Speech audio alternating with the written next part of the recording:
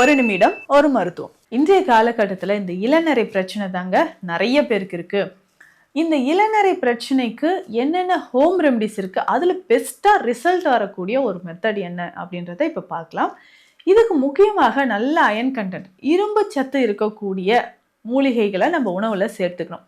அதுல பாத்தீங்கன்னா சிறுகீரை ரொம்ப முக்கியம், முருங்கை கீரை ரொம்ப முக்கியம், தூதுவளை, வல்லாரை, இந்த கீரைகள் எல்லாமே அடிக்கடி உணவுல சேர்த்துக்கோங்க.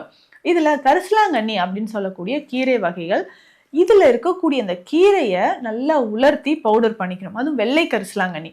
இந்த வெள்ளை கரிசலாங்கண்ணியை பொடியாக்கி நம்ம தேனோடு கலந்து நீங்க சாப்பிட்டுட்டு வரணும். ஸோ வெள்ளை கரிசலாங்கண்ணியை நம்ம தேனோடு சேர்த்து, இந்த பொடியை தேனோடு சேர்த்து நீங்க சாப்பிட்டுட்டே வரும்போது ஒரு 48 நாள் ஃபாலோ பண்ணுங்க. நம்ம நரைமுடி மிக விரைவில் கருப்பாக மாறும். ஒரு 30 வயது தாங்க ஆகுது, இவ்வளோ நரைமுடி இருக்கு அப்படின்னு சொன்னா இதை நீங்க ட்ரை பண்ணலாம். ஒரு 40 வயதுக்கு மேல நரைமுடி வர்றதை கொஞ்சம் கொஞ்சமா தடுத்துக்கலாம். ஆனா அது ரிவர்ஸ் ஆகுமா அப்படின்றது ஒவ்வொருத்தரோட உடல்வாகு பொறுத்தது.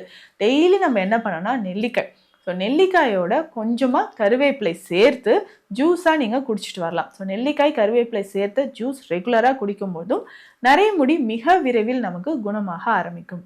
இந்த மாதிரி பயனுள்ள மருத்துவ தகவல்களுக்கு நம்ம பேஜை மறக்காம ஃபாலோ பண்ணுங்க.